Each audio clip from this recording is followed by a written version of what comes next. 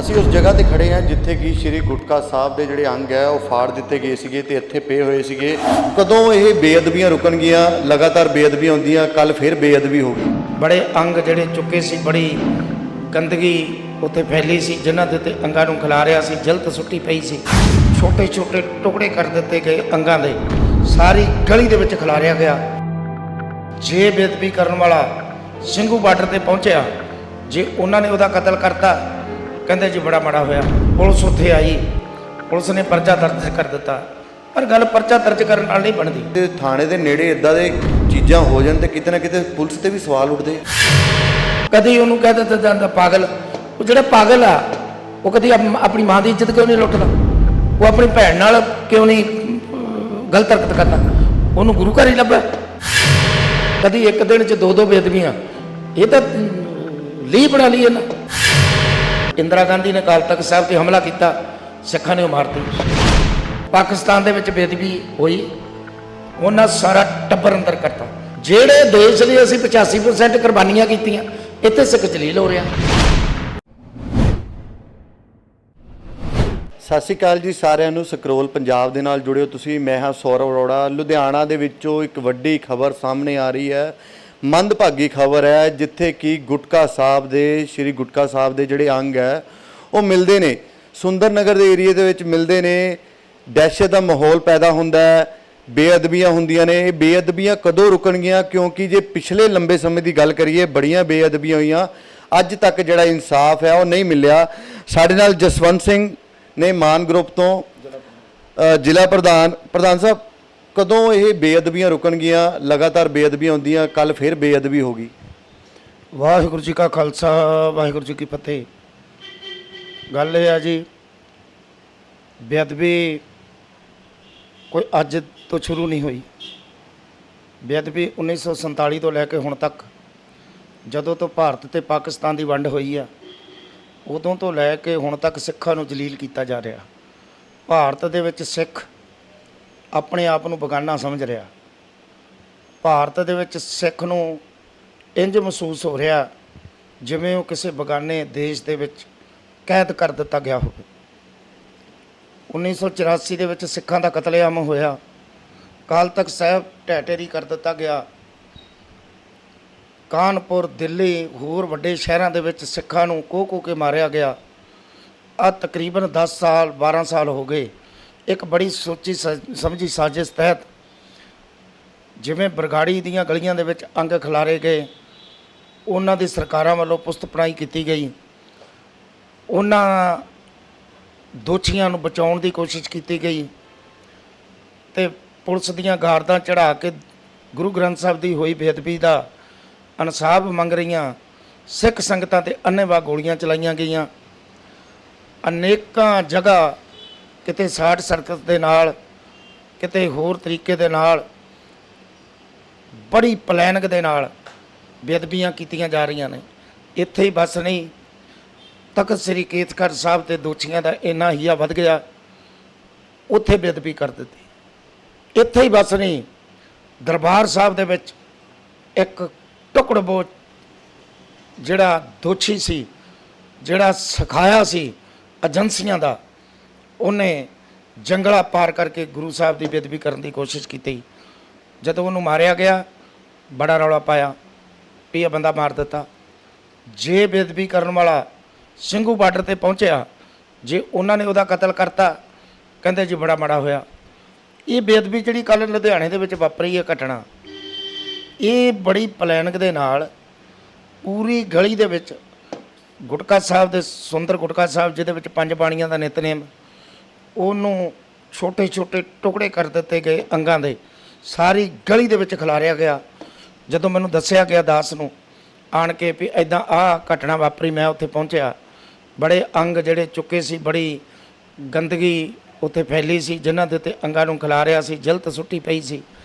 ਕੁਛ ਅੰਗ ਉਹ ਸਿੰਘਾਂ ਨੇ ਇਕੱਠੇ ਕਰਕੇ ਲਿਆਂਦੇ। ਪੁਲਿਸ ਉੱਥੇ ਆਈ, ਪੁਲਿਸ ਨੇ ਪਰਚਾ ਦਰਜ ਕਰ ਦਿੱਤਾ। ਪਰ ਗੱਲ ਪਰਚਾ ਦਰਜ ਕਰਨ ਨਾਲ ਨਹੀਂ ਬਣਦੀ, ਕਿਉਂਕਿ ਜਦੋਂ ਇੱਕ ਮਨਸੂਬਾ ਧਾਰ ਲਿਆ, ਏਜੰਸੀਆਂ ਨੇ ਤਹਈਆ ਕਰ ਲਿਆ ਵੀ ਇੰਨਾ ਕੁ ਜਲੀਲ ਕਰ ਦਿਓ ਸਿੱਖਾਂ ਨੂੰ, ਇਹ ਜਿਹੜੀ ਬੇਅਦਬੀ ਆ ਉਹ ਆਮ ਜੀ ਗੱਲ ਲੱਗਣ ਲੱਗ ਜਾਏ। ਕੱਲ੍ਹ ਜਿਹੜੀ ਬੇਅਦਬੀ ਹੋਈ ਆ, ਅਸੀਂ ਪਰਚਾ ਦਰਜ ਕਰਾਇਆ ਤਾਂ ਪ੍ਰਸ਼ਾਸਨ ਪੂਰਾ ਡਰਿਆ ਪਿਆ ਸੀ ਵੀ, ਪਰ ਮੈਂ ਸਮਝਦਾ ਸਿੱਖਾਂ ਨੂੰ ਵੇਸਲੇ ਲੈਣਾ ਬੜੀ ਮਾੜੀ ਗੱਲ ਹੈ, ਕਿਉਂਕਿ ਬੇਅਦਬੀ ਦੇ ਦੋਸ਼ੀ ਨੂੰ ਲੱਭਣਾ, ਪੁਲਿਸ ਨੇ ਸਾਨੂੰ ਭਰੋਸਾ ਦਿੱਤਾ ਕਿ ਅਸੀਂ ਲੱਭਾਂਗੇ, ਪਰ ਅਸੀਂ ਵੀ ਉਹਨਾਂ ਚਿਰ ਤੱਕ ਨਹੀਂ ਟਕਾਂਗੇ ਜਿੰਨਾ ਚਿਰ ਬੇਅਦਬੀ ਕਰਨ ਵਾਲਾ ਦੋਸ਼ੀ ਨਹੀਂ ਮਿਲ ਜਾਂਦਾ। ਚੀਮਾ ਜੀ ਦੇਖਿਆ ਜਾਂਦਾ ਪਰਚੇ ਤਾਂ ਦਰਜ ਜ਼ਰੂਰ ਹੋ ਜਾਂਦੇ ਆ ਜਦੋਂ ਇਦਾਂ ਦੇ ਕਾਰਨ ਹੁੰਦੇ, ਭਾਵੇਂ ਹਿੰਦੂ ਬੇਅਦਬੀ ਹੁੰਦੀ ਮੰਦਰਾਂ ਦੇ ਵਿੱਚ ਚਾਹੇ ਗੁਰਦੁਆਰਿਆਂ 'ਚ, ਪਰਚੇ ਦਰਜ ਕਰਨ ਤੋਂ ਬਾਅਦ ਉਹ ਅੱਗੇ ਕਾਰਵਾਈ ਹੈ ਉਹ ਕਿਤੇ ਨਾ ਕਿਤੇ ਨਹੀਂ ਪਹੁੰਚਦੀ।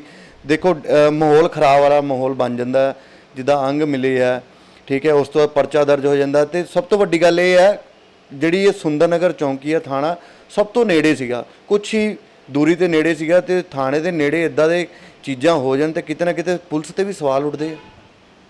ਗੱਲ ਇਹ ਆ ਜੀ, ਜਿਹੜਾ ਦੋਸ਼ੀ ਹੈ ਨਾ, ਜਿਹਨੇ ਪਾਪ ਕਰਨਾ ਹੈ, ਉਹ ਜੇ ਗੁਰੂ ਘਰ 'ਚ ਜਾ ਕੇ ਕਰ ਸਕਦਾ ਤੇ ਉਹਨੇ ਥਾਣੇ ਦੀ ਕਾਹਦੀ ਪਰਵਾਹ ਆ। ਜਿੱਥੇ ਉਹਨੂੰ ਪਤਾ ਜਗਤ ਗੁਰੂ ਬੈਠਾ ਉੱਥੇ ਜਾ ਕੇ ਉਹ ਪਾਪ ਕਰ ਦਿੰਦਾ। ਜਿਹੜੀ ਗੱਲ ਹੈ ਵੀ ਸਵਾਲ ਉੱਠਣ ਦੀ ਜਾਂ ਬੇਅਦਬੀਆਂ ਦੀ, ਬੇਅਦਬੀ ਜਦੋਂ ਮਨ 'ਚ ਧਾਰ ਲਿਆ ਜਾਵੇ ਵੀ ਮੈਂ ਕਰਨੀ ਆ, ਤਾਂ ਫਿਰ ਭਾਈ ਉਹਨੂੰ ਰੋਕ ਕੋਈ ਨਹੀਂ ਸਕਦਾ। ਇਹ ਤਾਂ ਸਤਿਗੁਰੂ ਹੀ ਕਿਰਪਾ ਕਰਨ, ਤੇ ਜਾਂ ਫਿਰ ਉਹਦਾ ਮੌਕੇ ਤੇ ਸੋਧਾ ਲੱਗੇ ਤਾਂ ਹੀ ਰੁਕ ਸਕਦੀ ਹੈ ਨਾ। ਤੇ ਜੇ ਸਰਕਾਰਾਂ ਉਹਦੀ ਪਿੱਠ ਤੇ ਹੋਣ, ਸਰਕਾਰਾਂ ਹੀ ਜਦੋਂ ਕੁੱਤੀ ਚੋਰਾਂ ਨਾਲ ਰਲੀ ਆ ਸਰਕਾਰ, ਕਿਉਂਕਿ ਤੁਸੀਂ ਇਹ ਵੇਖੋ ਜਿੰਨੀ ਵਾਰੀ ਵੀ ਬੇਅਦਬੀ ਹੋਈ ਆ, ਕਦੀ ਤਾਂ ਉਹਨੂੰ ਨਸ਼ੇੜੀ ਕਹਿ ਕੇ ਛੱਡ ਦਿੱਤਾ ਜਾਂਦਾ, ਕਦੀ ਉਹਨੂੰ ਕਹਿ ਦਿੱਤਾ ਜਾਂਦਾ ਪਾਗਲ। ਉਹ ਜਿਹੜਾ ਪਾਗਲ ਆ ਉਹ ਕਦੀ ਆਪਣੀ ਮਾਂ ਦੀ ਇੱਜ਼ਤ ਕਿਉਂ ਨਹੀਂ ਲੁੱਟਦਾ, ਉਹ ਆਪਣੀ ਭੈਣ ਨਾਲ ਕਿਉਂ ਨਹੀਂ ਗਲਤ ਹਰਕਤ ਕਰਦਾ, ਉਹਨੂੰ ਗੁਰੂ ਘਰ ਹੀ ਲੱਭਾ, ਗੁਰੂ ਘਰ ਹੀ ਆਣ ਕੇ ਬੇਅਦਬੀ ਕਰਦਾ। ਸਿਰਫ ਇੱਕ ਇਹ ਬੰਦੇ ਖਰੀਦ ਕੇ ਇਹਨਾਂ ਪੂਰੀ ਤਿਆਰੀ ਦੇ ਨਾਲ ਸਿੱਖਾਂ ਨੂੰ ਜਲੀਲ ਕਰਨ ਦਾ ਇੱਕ ਮਨਸੂਬਾ ਬਣਾਇਆ। ਮੈਂ ਕਹਿੰਦਾ ਬੇਅਦਬੀ ਕਿਤੇ ਵੀ ਨਹੀਂ ਹੋਣੀ ਚਾਹੀਦੀ, ਕਿਸੇ ਧਰਮ ਦੀ ਨਹੀਂ ਹੋਣੀ ਚਾਹੀਦੀ। ਪਰ ਇੱਕ ਗੱਲ, ਜੇ ਇੱਕਾ ਦੁੱਕਾ ਬੇਅਦਬੀ ਹਿੰਦੂ ਧਰਮ ਦੀ ਹੋਈ ਹੈ ਉਹਦਾ ਸਾਨੂੰ ਵੀ ਦੁੱਖ ਹੈ, ਪਰ ਗੱਲ ਇਹ ਹੈ ਵੀ ਜੇ ਲਗਾਤਾਰ ਯਾਰੋ ਇੱਕ ਦਿਨ ਛੱਡ ਕੇ ਕਦੀ ਇੱਕ ਦਿਨ 'ਚ ਦੋ ਬੇਅਦਬੀਆਂ, ਇਹ ਤਾਂ ਲੀਹ ਬਣਾ ਲਈ ਇਹਨਾਂ। ਤੇ ਇਹਦੇ ਨਾਲ ਇਹ ਕੋਈ ਦੇਸ਼ ਦੇ ਵਿੱਚ ਕੋਈ ਸ਼ਾਬਾਸ਼ ਅੱਛਾ ਗੱਲ ਵੀ ਗੱਲ ਨਹੀਂ। ਆਪਾਂ ਜੇ ਕਹੀਏ ਵੀ ਦੇਸ਼ ਜਿਹੜਾ ਵੀ ਬੜੀ ਤਰੱਕੀ ਕਰ ਲਊ, ਵੀ ਬੜਾ ਇਹਨੇ ਬੜੇ ਮੰਜ਼ਲਾਂ ਮਾਰ ਲੈਣੀਆਂ ਵੀ ਕਿਸੇ ਧਰਮ ਦੀ ਬੇਅਦਬੀ ਕਰਾ ਕੇ, ਜਦੋਂ ਕਿਸੇ ਰੱਬ ਨਾਲ ਟੱਕਰ ਲਈ ਜਾਏ ਨਾ, ਤੇ ਰੱਬ ਜਿਹੜਾ ਉਹਦੀ ਲਾਠੀ ਦੀ ਜਿਹੜੀ ਆਵਾਜ਼ ਨਹੀਂ, ਉਹ ਉਹਦੀ ਭਾਵੇਂ ਲਾਠੀ ਦੀ ਆਵਾਜ਼ ਨਹੀਂ ਹੁੰਦੀ, ਪਰ ਜਦੋਂ ਪੈਂਦੀ ਹੈ ਨਾ ਤਾਂ ਫਿਰ ਉਦੋਂ ਆਊ ਲਾ ਦਿੰਦੀ ਆ। ਇਹ ਦੇਸ਼ ਜਿਹੜਾ 1100 ਸਾਲ ਹਿੰਦੂ ਧਰਮ ਗੁਲਾਮ ਲਿਆ, 1100 ਸਾਲ ਬਾਅਦ 47 'ਚ ਇਹਨੂੰ ਆਜ਼ਾਦੀ ਮਿਲੀ, ਤੇ ਪਰ ਯਾਰ ਜਿਹੜੇ ਇਹ ਪਾਪ ਨੇ, ਇਹ ਪਾਪ ਤਾਂ ਮਾੜੇ ਨੇ। ਪਾਪ ਜਿਹੜਾ ਉਹ ਲੈ ਡੁੱਬਦਾ। ਗੁਰੂ ਸਾਹਿਬ ਦੀ ਬੇਅਦਬੀ ਮੁਗਲ ਰਾਜ ਦੇ ਵਿੱਚ ਹੋਈ, ਮੱਸੇ ਰੰਗੜ ਨੇ ਕੀਤੀ, ਸਿੱਖਾਂ ਨੇ ਉਹਦਾ ਸਿਰ ਲਾਇਆ। ਇੰਦਰਾ ਗਾਂਧੀ ਨੇ ਅਕਾਲ ਤਖਤ ਸਾਹਿਬ 'ਤੇ ਹਮਲਾ ਕੀਤਾ, ਸਿੱਖਾਂ ਨੇ ਉਹ ਮਾਰਤੀ। ਮੈਂ ਕਹਿੰਦਾ ਬੇਅਦਬੀ ਕਰਨ ਵਾਲਾ ਸਰਕਾਰਾਂ ਨੂੰ ਐਸਾ ਕਾਨੂੰਨ ਬਣਾਉਣਾ ਚਾਹੀਦਾ ਕਿ ਉਹ ਬੰਦਾ ਛੱਡਣਾ ਨਹੀਂ ਚਾਹੀਦਾ, ਬੰਦਾ ਮੌਕੇ 'ਤੇ ਖਤਮ ਕਰ ਦੇਣਾ ਚਾਹੀਦਾ। ਪਾਕਿਸਤਾਨ ਦੇ ਵਿੱਚ ਬੇਅਦਬੀ ਹੋਈ, ਉਹਨਾਂ ਸਾਰਾ ਟੱਬਰ ਅੰਦਰ ਕਰਤਾ, ਉਹਨੇ ਇੱਟਾਂ ਮਾਰੀਆਂ ਨਨਕਾਣਾ ਸਾਹਿਬ ਦੇ ਬਾਹਰ ਗੇਟ 'ਤੇ, ਸਾਰਾ ਟੱਬਰ ਫੜ ਕੇ ਅੰਦਰ ਕਰਤਾ। ਜਿਹੜੇ ਦੇਸ਼ ਲਈ ਅਸੀਂ 85% ਕੁਰਬਾਨੀਆਂ ਕੀਤੀਆਂ, ਇੱਥੇ ਸਿੱਖ ਜਲੀਲ ਹੋ ਰਿਹਾ। ਮੇਰਾ ਕਹਿਣ ਤੋਂ ਭਾਵ ਇਹ ਆ, ਬੇਅਦਬੀ ਨਾਲ ਹੁਣ ਤਾਂ ਗੱਲ ਜਿਹੜੀ ਹੈ ਨਾ, ਇਹ ਤਾਂ ਸਮਝ ਤੋਂ ਬਾਹਰ ਹੋ ਗਈ। ਬੇਅਦਬੀਆਂ ਕਰਾਉਣ ਵਾਲਿਆਂ ਹਟਣਾ ਨਹੀਂ। ਚਲੋ ਜੇ ਕਿਤੇ ਸਿੱਖਾਂ ਦੇ ਆ ਗਏ ਨਾ ਚੁਗਲ 'ਚ, ਫਿਰ ਬੜੇ ਚੋਲਿਆਂ ਵਾਲੇ ਵੀ ਚੀਕਾਂ ਮਾਰਦੇ ਆ, ਬੜੀਆਂ ਚੀਕਾਂ ਪੈਂਦੀਆਂ। ਇੱਥੇ ਕੋਈ RSS ਦਾ ਬੰਦਾ ਪਤਾ ਨਹੀਂ ਰੇਟਾ ਪੇਟਾ ਕੀ ਆ, ਉਹ ਬੜੀਆਂ ਚੀਕਾਂ ਮਾਰਦਾ ਹੁੰਦਾ, ਬੜੇ ਚੀਕਾਂ ਮਾਰਦੇ ਨੇ। ਪਰ ਉਹ ਇਹ ਨਹੀਂ ਵੇਖਦੇ ਵੀ ਜਗ੍ਹਾ ਜਗ੍ਹਾ ਜਿਹੜਾ ਸਿੱਖਾਂ ਨੂੰ ਜਲੀਲ ਕੀਤਾ ਜਾ ਰਿਹਾ, ਸਿੱਖ ਧਰਮ ਦੀ ਬੇਅਦਬੀ ਕੀਤੀ ਜਾ ਰਹੀ ਆ, ਇਹ ਬਹੁਤ ਮਾੜੀ ਗੱਲ ਹੈ। ਬੇਅਦਬੀ ਕਿਸੇ ਧਰਮ ਦੀ ਵੀ ਮਾੜੀ ਆ, ਕਿਉਂਕਿ ਧਰਮ ਜਿਹੜਾ ਉਹ ਸਭੇ ਸਾਂਝੀ ਵਾਲ ਸਦਾਨੇ ਗੁਰੂ ਨਾਨਕ ਪਾਤਸ਼ਾਹ ਦਾ ਮਿਸ਼ਨ ਹੈ। ਇਹ ਤਾਂ ਧਰਮ ਹੀ ਐਸਾ ਜਿਹੜਾ ਕਿਸੇ ਨੂੰ ਹਰ ਇੱਕ ਨੂੰ ਬਰਾਬਰ ਦੀ ਨਿਗਾਹ ਨਾਲ ਤੱਕਦਾ। ਗੁਰੂ ਸਾਹਿਬ ਨੇ ਸਾਰਿਆਂ ਨੂੰ, ਜੇ ਦਰਬਾਰ ਸਾਹਿਬ ਦੀ ਗੱਲ ਕਰੀਏ, ਉੱਥੇ 4 ਵਰਨਾਂ ਦੀ ਗੱਲ ਕੀਤੀ ਹੈ, 4 ਦਰਵਾਜ਼ੇ ਰੱਖੇ ਗਏ ਨੇ, ਤੇ ਸਾਰੇ ਧਰਮਾਂ ਨੂੰ ਬਰਾਬਰਤਾ ਦਿੱਤੀ ਗਈ ਹੈ। ਅਵਰ ਅੱਲਾ ਨੂਰ ਪਾਇਆ ਕੁਦਰਤ ਕੇ ਸਭ ਬੰਦੇ, ਏਕ ਨੂਰ ਪੇ ਸਭ ਜਗ ਉੱਤੇ ਕੌਣ ਭਲੇ ਕੋ ਮੰਦੇ। ਤੇ ਯਾਰੋ ਜਿਹੜਾ ਸਰਬੱਤ ਦੇ ਭਲੇ ਦੀ ਗੱਲ ਕਰਦਾ ਹੋਏ ਧਰਮ, ਤੇ ਇੱਕ ਔਰ ਮੂਰਖ ਲੋਕ ਚੰਦ ਪੈਸਿਆਂ ਦੇ ਲਾਲਚ ਦੇ ਵਿੱਚ ਆਣ ਕੇ ਏਜੰਸੀਆਂ ਦੇ ਮਗਰ ਲੱਗ ਕੇ ਉਹ ਬੇਅਦਬੀਆਂ ਤੇ ਕਰਨ ਤੇ ਤੁੱਲ ਜਾਣ, ਤੇ ਉਹਨਾਂ ਨੂੰ ਕੀੜੇ ਪੈਣੇ ਆ। ਬਚਣਾ ਉਹਨਾਂ ਦਾ ਕੱਖ ਨਹੀਂ। ਚੀਮਾ ਸਾਹਿਬ, ਜਿੱਦਾਂ ਹੁਣ ਪਰਚਾ ਤਾਂ ਦਰਜ ਕਰ ਲਿੱਤਾ ਗਿਆ, ਕਿਸੇ ਅਨਨੋਨ ਬੰਦੇ ਦੇ ਪਤਾ ਲੱਗਿਆ, ਕੋਈ ਸੀਸੀਟੀਵੀ ਫੁਟੇਜ ਮਿਲੀ ਹੋਵੇ, ਕੋਈ ਬੰਦਾ ਦਿਖਦਾ ਹੋਵੇ, ਕੁਝ ਪਤਾ ਲੱਗਿਆ ਹੋਵੇ ਕਿ ਆਹ ਬੰਦਾ ਸੀ, ਇੱਕ ਸੀ ਜਾਂ ਦੋ ਸੀ, ਪਤਾ ਲੱਗਿਆ ਕੁਝ ਇਹਦਾ? ਗੱਲ ਇਹ ਆ ਜੀ, ਉੱਥੇ 4 ਘਰਾਂ 'ਚ ਕੈਮਰੇ ਲੱਗੇ ਆ, ਚਾਰੇ ਕਹਿੰਦੇ ਜੀ ਸਾਡੇ ਕੈਮਰੇ ਤਾਂ ਬੰਦ ਆ। ਤੇ ਮੈਂ ਕਹਿੰਦਾ ਜੇ ਕਿਤੇ ਉਹਨਾਂ ਦੇ ਘਰੇ ਚੋਰੀ ਹੋ ਜੇ ਤੇ ਉਹ ਸਾਰੇ ਖੁੱਲ ਜਾਣੇ ਆ।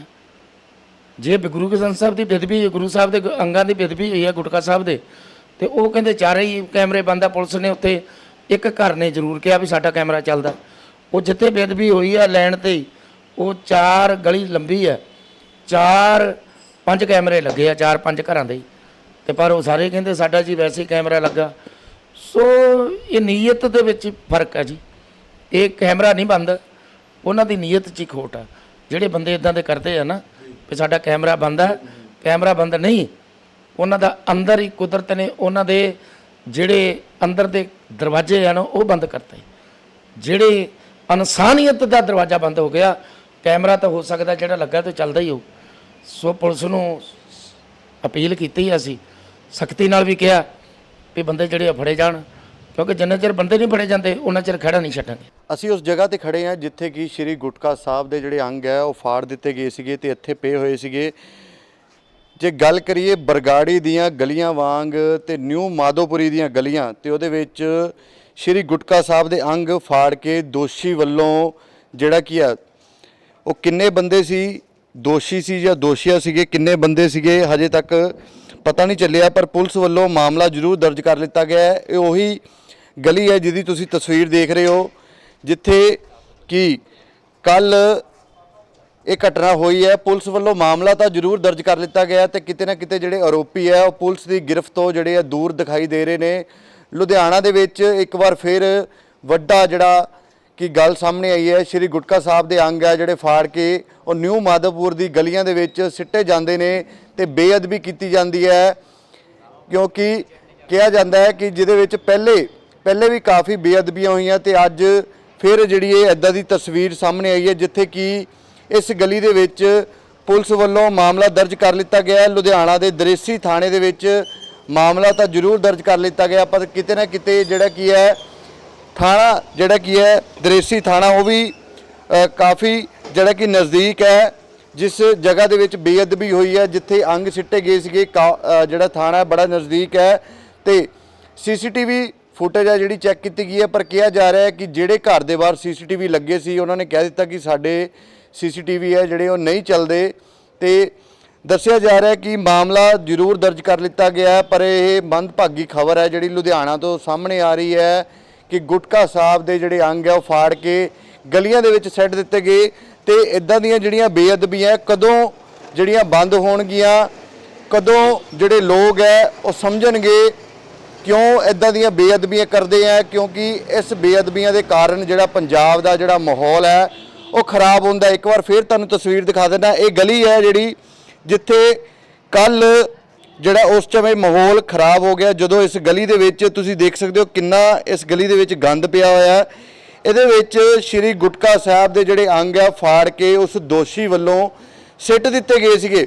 ਪੁਲਿਸ ਤਾਂ ਜ਼ਰੂਰ ਮੌਕੇ ਤੇ ਪਹੁੰਚ ਗਈ, ਪਰਚਾ ਦਰਜ ਕਰ ਲਿੱਤਾ ਗਿਆ, ਪਰ ਹਜੇ ਤੱਕ ਆਰੋਪੀ ਆ ਉਹ ਗ੍ਰਿਫਤ ਤੋਂ ਬਾਹਰ ਹੈ। ਪੁਲਿਸ ਦੀ ਦਰੇਸੀ ਥਾਣੇ ਦੇ ਵਿੱਚ ਪਰਚਾ ਦਰਜ ਕਰ ਲਿੱਤਾ ਗਿਆ, ਪਰ ਹੁਣ ਦੇਖਣਾ ਇਹ ਹੋਵੇਗਾ ਕਿ ਕਦੋਂ ਉਸ ਆਰੋਪੀ ਦੇ ਉੱਤੇ ਮਾਮਲਾ ਦਰਜ ਕਰ ਲਿੱਤਾ ਜਾਂਦਾ ਹੈ। ਮਾਮਲਾ ਦਰਜ ਕਰਨ ਤੋਂ ਬਾਅਦ ਮਾਮਲਾ ਦਰਜ ਕਰ ਲਿੱਤਾ ਗਿਆ, ਪਰ ਗ੍ਰਿਫਤ ਤੋਂ ਬਾਅਦ ਹੈ ਕਦੋਂ ਉਹ ਬੰਦਾ ਜਿਹੜਾ ਪੁਲਿਸ ਦੇ ਹੱਥੇ ਚੜੂਗਾ ਤੇ ਪੂਰਾ ਖੁਲਾਸਾ ਹੋਊਗਾ ਕਿ ਕਿਉਂ ਇਦਾਂ ਕੀਤਾ ਗਿਆ, ਕਿਉਂ ਬੇਅਦਬੀ ਕੀਤੀ ਗਈ। ਇਹਦੇ ਖੁਲਾਸੇ ਤਾਂ ਬਾਅਦ ਵਿੱਚ ਹੋਣਗੇ ਜਦੋਂ ਉਸ ਦੋਸ਼ੀ ਨੂੰ ਪੁਲਿਸ ਵੱਲੋਂ ਫੜ ਲਿੱਤਾ ਜਾਵੇਗਾ। ਜੁੜੇ ਰਹੋ ਸਕਰੋਲ ਪੰਜਾਬ ਦੇ ਨਾਲ। ਕੈਮਰਾਮੈਨ ਪੰਕਜ ਸ਼ਰਮਾ ਦੇ ਨਾਲ ਸੌਰਵ ਅਰੋੜਾ ਦੀ ਰਿਪੋਰਟ। ਧੰਨਵਾਦ।